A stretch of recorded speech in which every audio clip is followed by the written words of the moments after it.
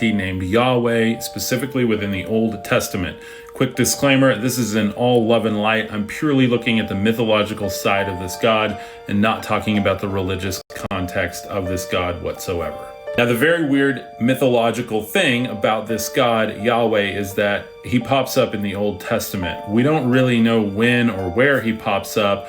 Now, there are some artifacts that have been found from antiquity that show him as essentially a lord of the air sitting on a winged chariot, as so many storm gods did. However, in other archetypes of this god, he takes on more of the role of what Gnosticism refers to as Yaldabaoth, which is essentially a serpent god or a beast god.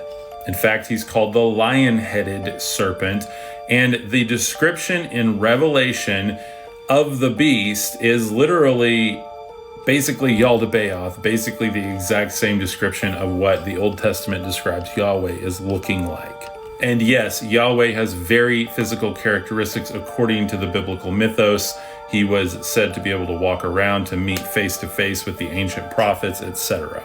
My theory, because he says, I am that I am, or I will become that which I become, is that he literally takes on the archetype of the individual who is serving him or connecting with him, basically becoming whatever that individual needs him. If it was an ancient prophet, whatever they needed to get their job done, he would become that. If it was him coming against other gods, he would even adopt the archetypes of those gods in order to defeat them or show his prowess over them. It's a very interesting thing, especially if you're to look at this in a mythological point of view, extrapolate it out into the style of a game or a movie and look at the archetypes, and it's a very interesting strategy that this particular god has. To say that Yahweh is good or evil is really neither here nor there, because ultimately, even in Gnosticism, one of the highest achievements is to walk over into the corner of the room and kiss Yaldabaoth on the forehead, showing honor and respect,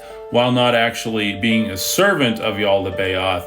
You show respect and you become a game master alongside him. Again, Yaldabaoth is the archetypical demiurge within Gnosticism, and a demiurge literally just means creator. I think it's easy to think about lion-headed serpent and like an evil type thing, when really are all things not necessary when we start looking at biblical mythos and extra-biblical mythos. At the end of the day, it's all story devices, in my humble opinion.